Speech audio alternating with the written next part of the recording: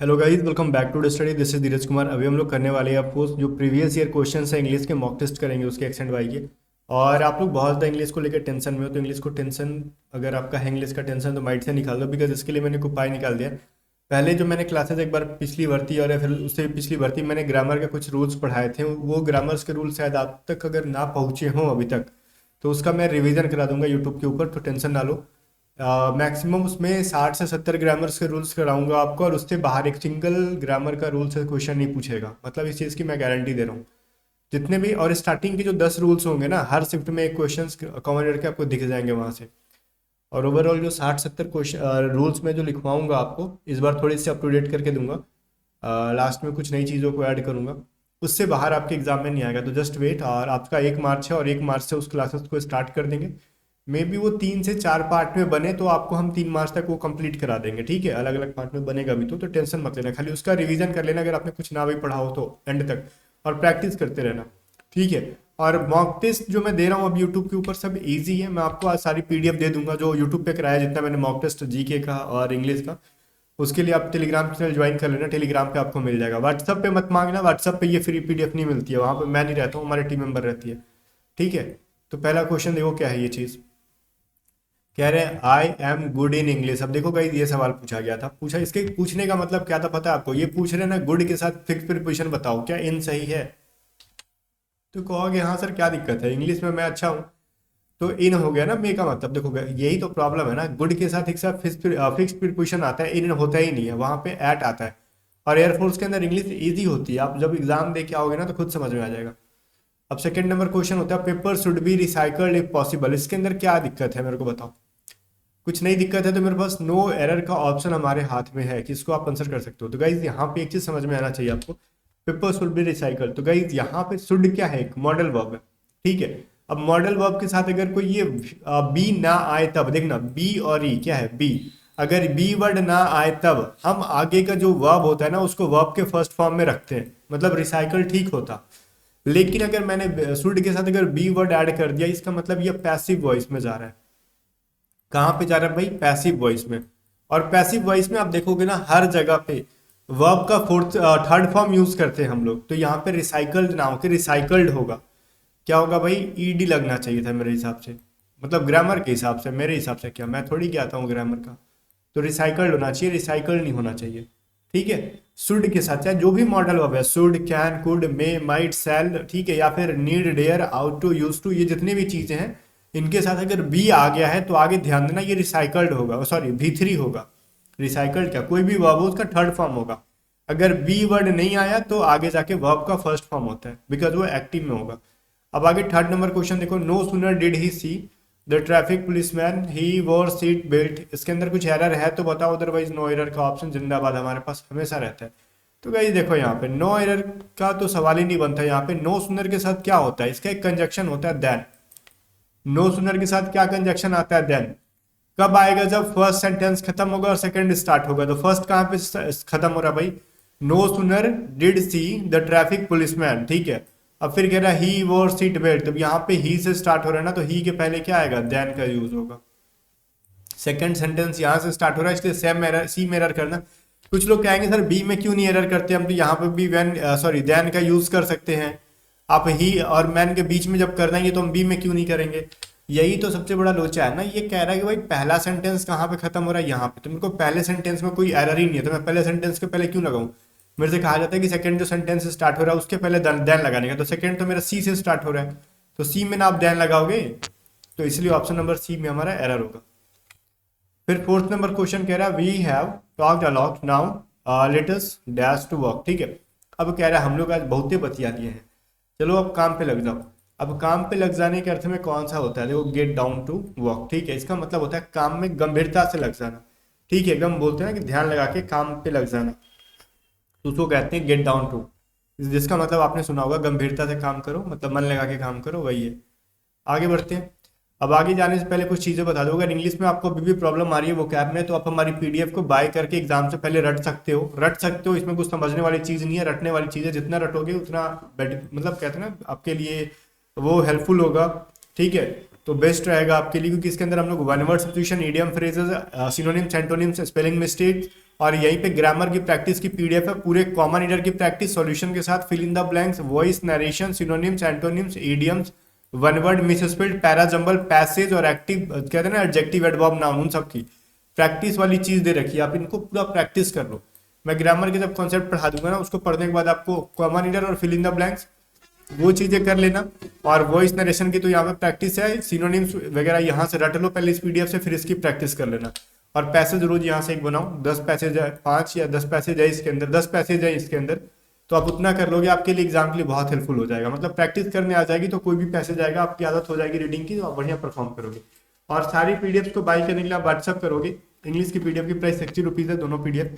बाकी इसके अलावा बाई ग्रुप के लिए रीजनिंग भी है चैप्टर वाइज सॉल्यूशन के साथ, मैथ भी है चैप्टर वाइज सॉल्यूशन के साथ, मैथ और रीजनिंग के 100% सेम क्वेश्चन आने वाले सेम कंसेप्ट का यूज करके। और करंट अफेयर जीके की भी पीडीएफ है, जहां से अराउंड 60% तक आपको दिख जाएगा, जीके के साथ करंट अफेयर भी है, करंट अफेयर के साथ जीके की पीडीएफ भी है। सारे पीडीएफ को बाय करो एग्जाम से पहले, ठीक है। और मैं इतना कह सकता हूँ, देखो मैं अगर मेरे से कोई पूछता है ना कि क्या मेरे को ये पीडीएफ लेना चाहिए आप पे ट्रस्ट करके, मैं बोलता हूँ मत लो, ठीक है। मैं डायरेक्टली बोलता हूँ मत लो, अगर आपको ट्रस्ट नहीं बन रहा मत लो। लगता है कि हाँ A to Z study helpful है तो आप लो, और एग्जाम के बाद खुद आप कहोगे कि हाँ सर बात तो सही थी, ठीक है, पैसे वेस्ट नहीं गए। तो आप एक बार ट्रस्ट करो, अगर ट्रस्ट ना हो तो फिर एग्जाम के बाद आप खुद ट्रस्ट हो जाएगा आपको, जब किसी और के मुंह से जब सुनोगे तो, ठीक है। क्योंकि हमारा रिकॉर्ड रह चुका है इन सारे पीडीएफ से, हर बार बहुत सारे क्वेश्चंस या तो एज इट इज या फिर सेम कंसेप्ट का यूज करके आते हैं, ठीक है। तो आप व्हाट्सअप करके बाय कर सकते हो सारे पीडीएफ को, थोड़ी सी महंगी होगी बट एग्जाम के लिए इंपॉर्टेंट है। फिर कह रहा है the life guard would not let children dash at the deep end of the pool. अब देखो मैं यहाँ पे क्या कह रहा हूँ, अब जो लाइफ गार्ड है, ठीक है, वो चिल्ड्रंस को नहीं जाने दे रहा है, ठीक है, मतलब डिप में ऑफ द पूल, जो पूल है या फिर नहाने के लिए जो भी बना रखा गया उसके डिप में नहीं जाने दिया जा रहा है। अब इसका मतलब क्या करें हम लोग, स्विम से रिलेटेड मेरे को फिल करना है, तो यहाँ पे कौन सा मैं फिल करूँ, स्विम्स कर दूँ, स्विम कर दूँ, स्वैम कर दूँ, टू स्विम कर दूँ। भाई पहली बात तो ये देखो, चिल्ड्रेन है तो यहाँ पे तो स्विम्स लिखना पॉसिबल नहीं है। ये V1 कहाँ सॉरी V5 कहाँ यूज करते हैं हम लोग जनरली, जब कोई सिंगुलर नाउन हो। और चिल्ड्रेन तो अपने आप में एक प्लूरल नाउन है, चाइल्ड का प्लूरल क्या होता है, चिल्ड्रेन होता है। चिल्ड्रंस लिखना भी गलत है, चिल्ड्रंस नहीं होता, ठीक है, याद रखना आप। चिल्ड्रेन ऑटोमेटिकली ये चीज क्या ऑलरेडी ये क्या है, प्लूरल हो गई, चाइल्ड का प्लूरल हो जाता है चिल्ड्रेन। तो आ गया, तो यहाँ तो अब भाई V1 होगा या फिर V2 V3 जो भी यूज कर रहे हो। तो एक चीज और याद रखना कि लेट के साथ हमेशा आगे, लेट के बाद जो अगर कोई वर्ब आ रहा है तो वो वर्ब का फर्स्ट फॉर्म ही आता है, ठीक है। कहते हैं ना लेट मी गो, ठीक है, मुझे जाने दो, लेट हिम ईट, लेट हिम वगैरह वगैरह जो भी कह रहे हो आप, मतलब उसको खाने दो, पीने दो, नहाने दो, गाने दो, रोने दो, जो भी कह रहे हो आप। तो लेट के साथ क्या आता है, वर्ब का फर्स्ट फॉर्म। तो वर्ब का फर्स्ट फॉर्म कहाँ है, स्विम। तो लेट चिल्ड्रेन स्विम। अब चिल्ड्रेन प्लूरल हो सिंगुलर हो मैटर नहीं करता, अगर लेट आ गया तो उसके साथ वर्ब का फर्स्ट फॉर्म ही आएगा। ये अगर एक सिंगुलर भी होता है, चाइल्ड भी होता है, तो मेरे को यहाँ पे स्विम ही करना पड़ता है लेट के साथ। तो ऑप्शन नंबर बी हमारा बिल्कुल भी सही आंसर है। आगे कह रहा है I am exhausted let's dash a day. अब एग्जॉस्टेड का मतलब क्या होता है, नोट करना बहुत इंपॉर्टेंट है, सिनोनिम्स एंटोनिम्स में पूछता है। एग्जॉस्टेड का मतलब होता है थक जाना, टायर्ड हो जाना, ठीक है। मैं थक गया हूँ, late us dash a day, मतलब अब क्या करना चाहिए भाई उसको। अब आराम करने के बारे में जब आप थकते हो तो क्या कहते हो, आराम कर लेता हूँ मैं, चलो हटो मुझे आराम कर लेने दो, या फिर हमें आराम करने दो। तो गाइज यहाँ पे आराम करने के लिए क्या हो, एक होता है ना कॉल इट अ डे, ठीक है, एक फ्रेज है call it a day. Call it a day का मतलब क्या होता है, एक फ्रेज एग्जाम में पूछा गया था। कॉल इट अ डे इसका मतलब होता है ना आराम करना, ठीक है। अब थकने के बाद क्या होता है, आराम करना। अब गांधी जी कहते तो कहते नहीं नहीं गलत हो गया सेंटेंस, का है भाई आराम हराम है, तो वो चीज़ अलग चीज़ है, हराम है कि क्या है, बट इसका मतलब वही होता है। और मैं एक चीज़ बता दूं, गांधी जी ने नहीं कहा था आराम हराम है, जवाहरलाल नेहरू ने कहा था, लेकिन उनकी बातों को रटते कौन थे, गांधी जी ज़्यादातर, ठीक है। इन सब चीज़ों को स्ट्रिक्टली फॉलो करने लगते थे, क्योंकि आराम हराम है गांधी जी ने नहीं कहा था, वो जवाहरलाल नेहरू ने कहा था। चलो आगे देखते हैं। अब ये मत सोच लेना कि मास्टर को पता नहीं है इसने गांधी जी का नाम ले लिया। जवाहरलाल नेहरू तो बोल दिया करते थे, उनके मन में आता था, वो किसी चीज़ को सीरियसली, अपने लाइफ को भी वो सीरियसली नहीं लेते थे, जहाँ तक मैं जानता हूँ, पढ़ने के बाद जो समझ में आया है, ठीक है। नहीं तो हुक्का पानी नहीं चल रहा होता है इंसान का। आगे देखो, एंटोनिम ऑफ ऑटोनॉमी। अच्छा मेरे को एक बात बताओ, अगर आप स्मोकिंग करते हो तो ऑब्वियसली चीज़ है, आप अपने लाइफ को सीरियसली नहीं ले रहे हो। अगर आप में से भी कोई बच्चा स्मोकिंग करता है तो एकदम साफ छोड़ दो, क्योंकि आप डिफेंस की प्रिपरेशन कर रहे हो और आपको मेडिकल में जाना है, तो फिर बहुत गंदा इसका असर दिखने के लिए मिल जाएगा। तो ये सभी चीज़ों को बिल्कुल छोड़ देना। Antonym of autonomy. ऑटोनॉमी का मतलब क्या होता है, ऑटोनॉमी का मतलब होता है जैसे ना, मतलब खुद पर आत्मनिर्भर होना, हम किसी और पर निर्भर नहीं है। तो अब किसी और पर निर्भर है तो क्या करोगे, देखो कुछ सारी चीजें मेरे को दिख रही है ना इसमें, कि लग रहा है कि सबका मतलब वही है, किसी और पे डिपेंड होना। तो जो स्लेवरी का मतलब क्या होता है, किसी का गुलाम हो जाना। ठीक है, तो गुलाम होने का मतलब थोड़ी कि हम उस पर निर्भर हैं। हाँ, गुलाम है, कुछ दिन के लिए भाग भाग गए, ठीक हो जाएगा। ठीक है, लेकिन वो अपनी मर्जी से नहीं हो आप उसके, ठीक है, वो आपको बना रखे रखा है, वो चीजें अलग है। मैं जो चीजें बोल रहा हूँ, कहने की कोशिश कर रहा हूँ, समझना। स्लेवरी का मतलब भी गुलाम होता है, लेकिन किसी के अंदर में होना। तो इसका मतलब आप अपनी मर्जी से नहीं हो, आप चाहते नहीं हो गुलाम होना। लेकिन ऑटोनॉमी का मतलब क्या हुआ, हम आत्मनिर्भर है, हम चाहते हैं कि हम आत्मनिर्भर रहे। सबऑर्डिनेशन का मतलब क्या हो, किसी के अधीन होना। इसका ही मतलब वही लग रहा है, किसी के अंदर में आ जाना। डिपेंडेंस का मतलब होता है किसी और पे निर्भर होना। देखो, आपको भाई जरूरत है उसकी, इसलिए आप उसके ऊपर निर्भर हो। ठीक है, आपको किसी ने कहा नहीं कि निर्भर हो जाओ। ओके ना। तो ये चीज है। जैसे इंडिया भी बहुत सारी चीजों पे इंडिया जो बहुत सारी चीजों को लेके चाइना पे निर्भर है। अब चाइना वाला कहते नहीं क्या कि निर्भर हो, अब हमारी मजबूरी है, अदरवाइज कहिए चाइना को मार के लात मार दिए होते हम लोग। बहुत सारी चीजें हैं, जैसे कि हम लोग मोबाइल इंडस्ट्री जो है इंडिया में बहुत ज्यादा नहीं बन पाती है, या फिर बन भी जाती है तो बहुत सारी चाइना से हम लोग को खरीदना पड़ता है। तो हमारी क्या है, ये डिपेंडेंस है। हम लोग उसकी स्लेवरी नहीं है चाइना के। ठीक है, और बहुत सारे सेक्टर में हम क्या है, ऑटोनॉमी है हमारे पास। जैसे मान लो कि हमारे पास चावल धान गेहूं जरूरत से ज़्यादा है हमारे पास।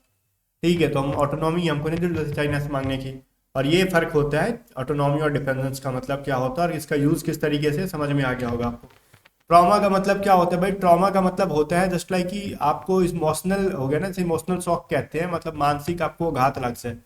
ठीक है, चोट पहुंच जाए आपको, मतलब कोई आके मार ना दे, लेकिन आपको होता है ना कि आपको अचानक से शॉक्ड हो गया, डेट इज कॉल्ड ट्रॉमा। ठीक है, जैसे मान लो ना, इसका एग्जांपल देता हूँ। आप ना आ रहे हो एकदम मस्ती में झूमते हुए, ठीक है, अब किसी ने बोल दिया भाई तेरी गर्लफ्रेंड को मैंने देखा, कहाँ देखा, तेरे दोस्त के साथ घूमते हुए देखा। तो फिर आपको जो लगने वाला है ना, that is called emotional shock trauma. Okay ना। अब ये कह रहा है फाइंड द करेक्ट स्पेल्ड, इसमें करेक्ट स्पेल्ड बताओ कौन सा है गाइस। यहाँ पे जो करेक्ट स्पेलिंग है आपका, स्ट्रॉम तो गलत है। स्ट्रॉम का स्पेलिंग होता है स्ट्रॉम, ऐसे। और गैले का होता है GALLEY, गैले कुछ इस तरीके से होता है। और टेम्पेस्ट सही है यहाँ पे। हरिकेन का हो जाता है HURRICANE। ठीक है, हरिकेन। तो करेक्ट आंसर क्या है, टेम्पेस्ट। आगे बढ़ते हैं हम लोग। फिर कह रहा है person who dishonestly pretends to be somebody else. ठीक है, एक ऐसा इंसान जो गलत तरीके से, मतलब देखे, मतलब कहते हैं ना बेईमानी करता हो किसी से वगैरह वगैरह। ठीक है, तो उसको हम लोग क्या कहते हैं, हम लोग इम्पोस्टर, बहुरूपिया। ठीक है, उसके अनेक रूप है भाई, उस पर भरोसा नहीं कर सकते हम लोग। इसी को कहते हैं बहुरूपिया है वो, उस पर भरोसा नहीं किया जा सकता। इन हाई स्पिरिट यूट्यूब के कम्युनिटी के अंदर मैंने डाला था। यूट्यूब के कम्युनिटी को जरा देखा करो, बहुत सारे क्वेश्चंस मैं वहाँ पे डालते रहता हूँ, जो कि एग्जाम में देखना कभी देख, अब आप एग्जाम देखे आओगे ना, वो क्या वगैरह देखना, कुछ क्वेश्चंस आपके यूट्यूब के कम्युनिटी में जो पड़े रहेंगे वहीं से डायरेक्टली पूछे जाते हैं एग्जाम में, क्योंकि इंपॉर्टेंट मैं डालते रहता हूँ वहाँ पे। ठीक है, तो उसका मतलब होता है चीयरफुल होना, उत्साहित होना। ठीक है, चलो, इन हाई स्पिरिट का मतलब होता है उत्साहित होना। अगला क्वेश्चन देखते हैं हम लोग, भाई क्या कह रहा है हमारा। हम्म अगला क्वेश्चन कह रहा है the salmon fish push themselves. जो सैल्मन फिश होते हैं वो अपने आप को पुश करते हैं, देमसेल्फ। काहे के लिए भैया, तो ऑप्शन में देखो, पहले एस से या फिर आर से। या तो आर को यूज करो या तो एस को यूज करो, इन्हीं में से पहले को यूज कर सकते हो। पी और क्यू को देखने का भी नहीं। ठीक है, तो पी और क्यू को देखने का भी नहीं, तो आर और एस को देखने का। तो गाइस यहाँ पे देमसेल्फ, पुश देमसेल्फ। ठीक है, but once they laid their egg. तो ये कुछ समझ में नहीं आ रहा, ये क्या कर रहा है भाई, क्यों, किस चीज के लिए पुश कर रहा है, ये चीज समझ में नहीं आ रहा है इस सेंटेंस को यूज करने पे। तो अब हम आगे देखते हैं। ऐसे थे टू देयर लिमिट, तो समझ में आ रहा है ना, सलमान फिश जो है ना, अपने लिमिट जो है उनका, उससे वो अपने को पुश करते हैं, अपना लिमिट को पूरा यूज करके धकेलते हैं। काहे के लिए भाई, तो ऐसे से स्टार्ट हो रहा है ए के अंदर, एस से स्टार्ट हो रहा है सी के अंदर, तो मैं एस के बाद अगर क्यू कर दूं, अब मैं बोलता हूँ ना कि ठीक है, the salmon fish put themselves to their limits and fertilize them, मतलब खुद को पुश करके खुद को फर्टिलाइज कर ले रहे हैं, ऐसा तो पॉसिबल नहीं है। तो क्यू से स्टार्ट नहीं हुआ, एस के बाद क्यू नहीं आ सकता। अब एस के बाद पी बचा, हमको उसको भी देख लेते हैं। कह रहा था salmon fish put themselves, put once they sorry put their limit. जो सैल्मन फिश होते हैं खुद को अपने लिमिट से पुश करते हैं, to return to their spawning ground, वो वहां पे आने के लिए जहां पे वो अंडे वगैरह दे रहे होते हैं, मतलब वहां पे रिटर्न आने के लिए खुद को क्या करते हैं, अपने लिमिट से पुश करते हैं कि वहां पे आ जाओ। तो लग रहा है ठीक है भाई। अब पी के बाद हमको आर। ठीक है, आज फिर कह रहा है but once they laid their eggs, लेकिन ठीक है, जब वहां पे आके जब अंडा दे देते हैं, एंड फर्टिलाइज देम। ठीक है, उसको क्या करते हैं, वो फर्टिलाइज कर रहे होते हैं, दे डाइड। ठीक है, तो मतलब उसके बाद वो मर जाते हैं। तो यही है हमारा करेक्ट आंसर। आगे देखो, कह रहा है चेंज इनटू पैसिव वॉइस। ठीक है, एक्टिव पैसिव वॉइस में चेंज करो। अब इस सेंटेंस को देखो, नरेशन मत बना देना। A lion does not eat grass however hungry he may be. अब देखो ना गाइज, मे का माइट नहीं बनाने का है आपको, यहाँ से नहीं कहा गया ना कि नरेशन मत चेंज कर देना, बहुत ही लोग ना मे का माइट खोजने लगते हैं। तो अब यहाँ सेंटेंस में देखो, अब ये क्या, लोयन डज नॉट ईट ग्रास, अब कौन नहीं खाता भैया ईट ग्रास, तो लोयन, तो यहाँ पे क्या नहीं खाता, ग्रास, तो ग्रास हमारा ऑब्जेक्ट था तो सब्जेक्ट बनेगा, तो ग्रास इज नॉट, अब देखो डज है यहाँ तो प्रेजेंट इंडिफिनिट है, तो इज नॉट बिंग का यूज करना नहीं है तो कंटिन्यूअस के टेंस में चला जाएगा, इज इटन ठीक है और बिंग का यूज नहीं होगा, ठीक है। तो अब यहाँ पे इज इटन नहीं आ सकता बिकॉज एक सेंटेंस निगेटिव में है तो नॉट आना जरूरी है, तो सी भी कट गया, डी तो कट ही गया, बिंग आ गया, तो बी भी कट गया बिंग आने से, तो बचा कौन सा, grass is not eaten by a lion, how hungry he may be, option number हमारा सही है। अगर आपको एग्जैक्टली पूरा पूरा समझ में नहीं आ रहा ना, तो हम ऑप्शन से एलिमिनेट कर दिया करो कि ये क्यों नहीं हो सकता बिंग की वजह से, ये क्यों नहीं हो सकता बिंग की वजह से, ये क्यों नहीं होता, इज इटन नॉट आ रखा है जो कि गलत है, गलत है ना, इज नॉट इटन होता है, तो इस तरीके से करो आप इन सब चीजों को। 14 नंबर कह रहा है he said how cruel of him, अब देखो ये सेड है तो भाई इसके अंदर रिमार्क रिमार्क आ रखा है, ठीक है। अब ये हाउ तो ऑब्वियसली चीजें पूरा पैसिव में जाएगा ये, ओके ना।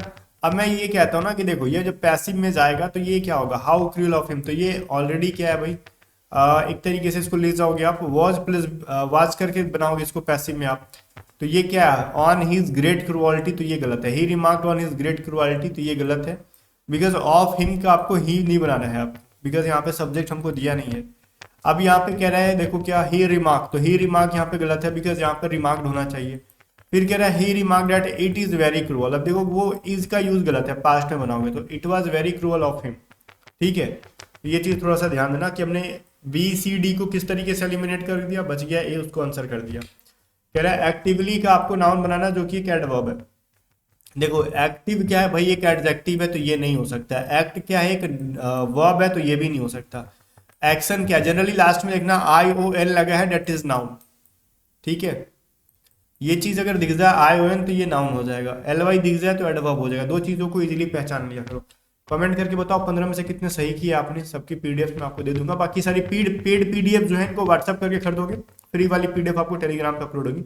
और ये पेड पीडीएफ बहुत इंपॉर्टेंट है, मैं फिर से कह रहा हूँ, ये आखिर इतना पेड क्यों है, कुछ ना कुछ अलग है, कुछ ना कुछ इंपॉर्टेंट है, तो व्हाट्सअप करके आप बाय करो। बाकी मिलते हैं नेक्स्ट वीडियो में, तब तक के लिए बाय बाय, वीडियो शेयर कर देना।